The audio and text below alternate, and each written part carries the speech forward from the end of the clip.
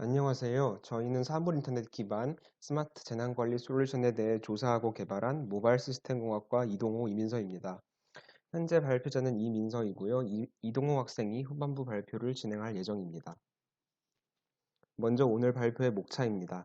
먼저 스마트 재난관리 솔루션을 개발하게 된 문제인식 포인트에 대해 설명을 하고 저희의 솔루션에 사용될 사물인터넷에 관해 간단히 알아보도록 하겠습니다.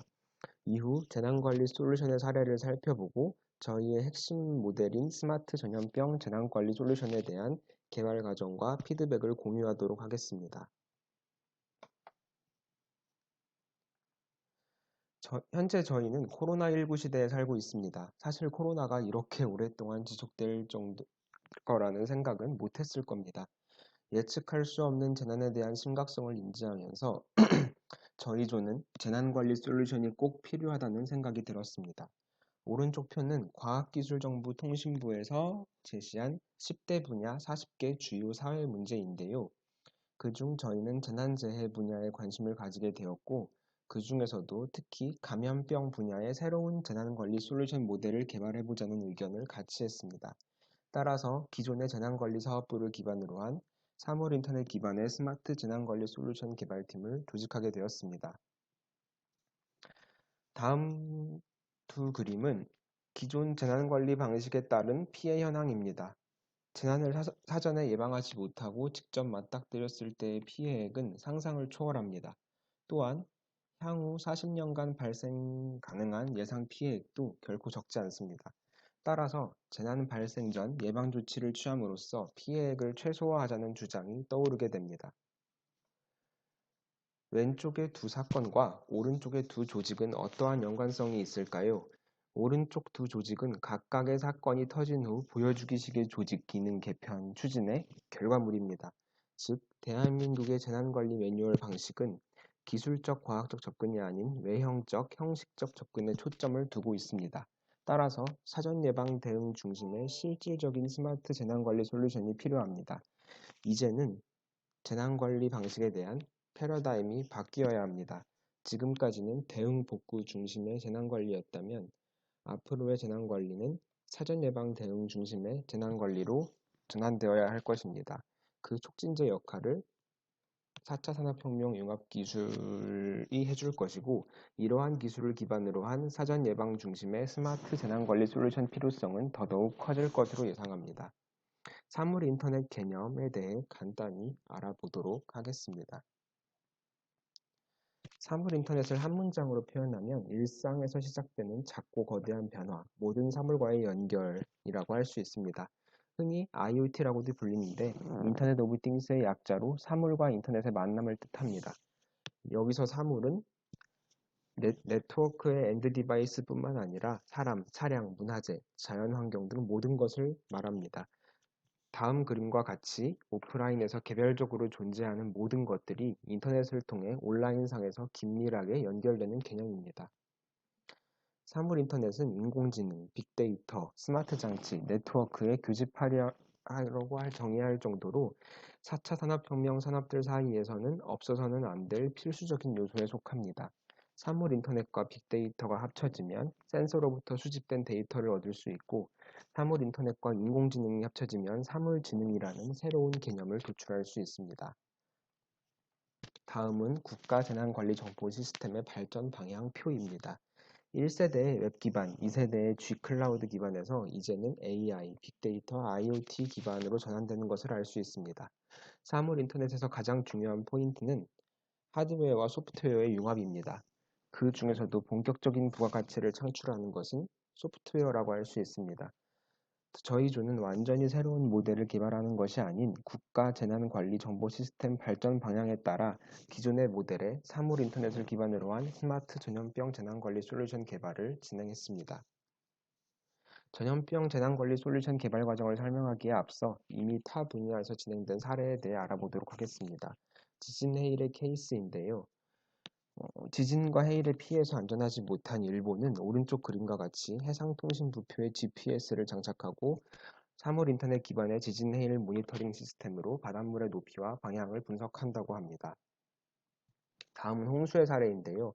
유럽에서는 홍수 조기 경보 발령 시스템을 가동하여 제방에 감지 센서를 부착하고 물의 속도와 흐름 등을 측정합니다. 이와 같은 시스템은 우리나라에서도 오래 구축되었다고 합니다.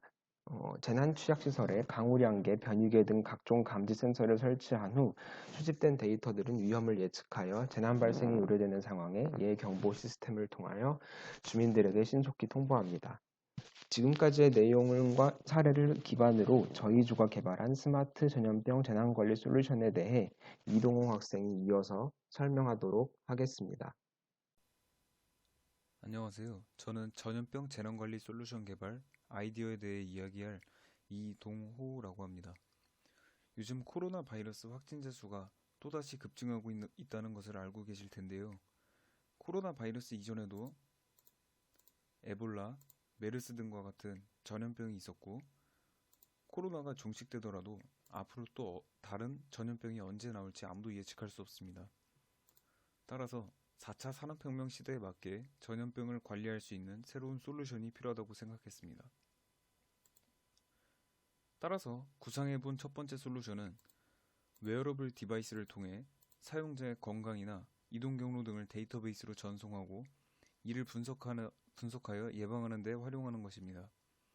활용될 수 있는 데이터로는 사용자의 체온, 심장 박동수, 뇌파 등이 있습니다. 이러한 데이터를 이용하여 사용자가 전염병에 감염되었는지 의심해 볼 수 있습니다. 또 다른 솔루션은 블루투스를 통해 인접한 사람들의 정보 로그를 남겨서 추후에 밀접 접촉자를 구분하는 것이고, 확진자가 다녀간 위치 또한 로그로 남겨 나중에 역학조사를 할 때 데이터를 사용하는 것입니다. 이는 신속성은 물론 정확성도 동반하므로 역학조사 측면에서 매우 유리하다고 볼 수 있습니다. 그 다음으로는 아이디어에 대한 피드백입니다. 지난 학기에 수강했던 디자인 싱킹을 통한 통찬 훈련 과목에서 피드백을 받는 방법으로 큰 효과를 보았던 기억이 있어서 이러한 개발 아이디어를 가지고 주변 사람들에게 피드백을 받아보았습니다. 약 10명에게 받아보았는데 중복된 것을 제외하고 유익했던 피드백 3개 정도를 추려보았습니다. 첫 번째 질문은 블루투스를 사용할 때 위아래층이나 옆 건물 등 관련 없는 사람들이 밀접 접촉자로 분류되거나 하는 등의 상황에 대한 우려였습니다. 따라서 방법을 생각해 본 결과 어떤 층을 통과할 때마다 RFID 태그를 찍게 하여 동일 층에 있었는지까지도 로그로 알 수 있게 하는 방법을 추가하였습니다. 그러면 나중에 동일 층에 있는 사람들끼리만 블루투스 검사를 할 수 있기 때문입니다. 두 번째 질문은 개인정보보호법에 대한 법률 위반에 관한 질문이었습니다. 이 질문은 계획에 대한 큰 변경을 줄 만큼 중요한 포인트를 가지고 있었습니다. 왜냐하면 개인의 프라이버시 또한 침해될 수 있기 때문입니다. 해결책은 주 사용층을 전 국민에서 기업 단위 혹은 기관 단위 등 중소규모로 줄이는 방법을 취했습니다. 세 번째 질문은 블루투스나 NFC 센서를 통해 로그를 남기기 위하여 모듈을 구입하는 비용이 만만치 않겠다는 의견이었습니다. 따라서 제가 실제로 알리익스프레스라는 직구 사이트에 들어가서 모듈의 가격을 찾아보았습니다. 블루투스 모듈은 개당 1달러, NFC 모듈은 개당 1.5달러 정도로 매우 저렴했으며, 이에 대한 가격은 느린 역학조사로 인한 방역 실패에서 오는 비용보다는 훨씬 적은 비용이라고 생각하였습니다. 이와 같이 지인들에게 피드백을 받고 좀 더 나은 계획을 세울 수 있었는데요. 최종적으로 기대 효과에 대해 생각해 보았습니다. 첫째로 밀접 접촉자나 확진자가 다녀간 위치와 시간을 정확하게 파악할 수 있다는 것이고, 둘째로는 CCTV나 카드 결제 이력을 보고 찾아내는 것보다 더 신속하게 역학조사를 하여 찾아낼 수 있다는 것이고, 마지막으로는 같은 무리에서 체온 상승이 일어난다면 데이터를 기반으로 인공지능이 그 무리에 대한 검사가 필요하다 아니면 필요하지 않다라는 알람을 줄 수 있다는 점이 매우 좋았습니다. 저희 사물 인터넷 기반 스마트 재난관리 솔루션 발표는 여기까지이며 들어주셔서 매우 감사합니다.